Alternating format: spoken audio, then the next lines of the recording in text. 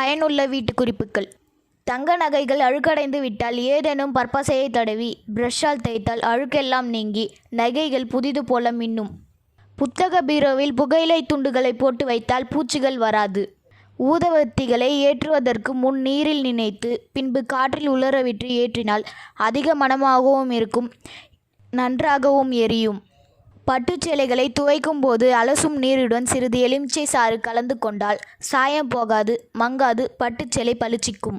பூசணிக்காய் சாற்றில் தங்க நகைகளை ஊற வைத்து கழுவினால் அவை நன்றாக பளிச்சிக்கும்.